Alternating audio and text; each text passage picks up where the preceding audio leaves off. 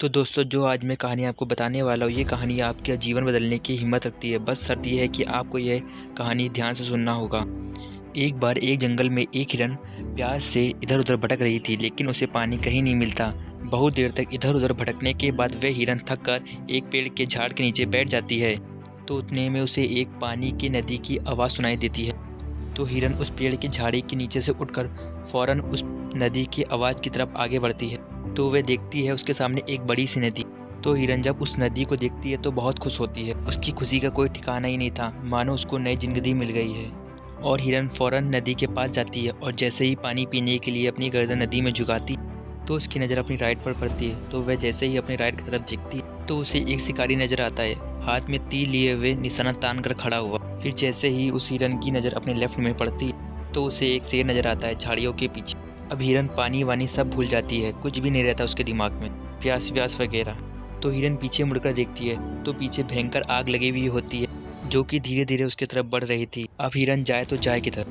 Right में देख रही थी तो शिकारी तीर तान कर खड़ा था और उसके लेफ्ट में शेर झाड़ियों के पीछे छुपा था। आगे लंबी चौड़ी नदी थी और पीछे आग लगी हुई थी जो उसके धीरे धीरे पास आ रही थी। चारों रास्ते बंद हो चुके थे, चारों तरफ से मुसीबत आ चुकी थी। अब हिरन सोच में पड़ जाती है, उसके चारों तरफ से मुसीबत आ गई है। तो वह सोचती है कि क्यों ना मैं अपना काम करके ना मरूं, मुझे वैसे भी मरना ही है, तो क्यों ना मैं पानी पीकर मरूं। तो हिरन अपना पानी पीने में लग जाती है। लेकिन थोड़ी देर बाद जब हिरन पानी पी रही थी तो उतने ही देर में ऊपर बादल छा जाते और उन बादलों से बारिश होने लगती है। तो जो आग थी वो बुझ जाती है।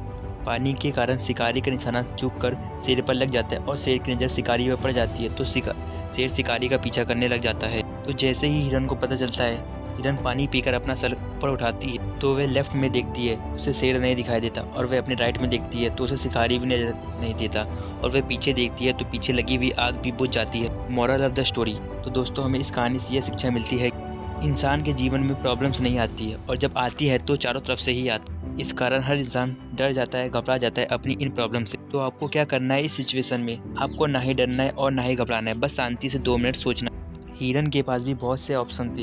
हिरन ये सब देखने के बाद या तो पानी में छलांग लगा सकती या इधर उधर भाग सकती थी, लेकिन उसने शांति से सोचा और वह अपने काम पर लगे रही।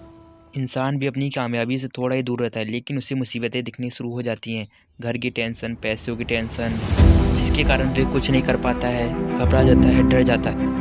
लेकिन आपको ना ही डरना है ना ही घबराना है, बस अपने काम पर बने रहना है। मेरे दोस्तों, मुझे उम्मीद है कि ये कहानी आपको पसंद आई होगी। ये मत सोचना है कि ये दुनिया क्या कहेगी, कर गए तो ये दुनिया। Thank you for watching this video.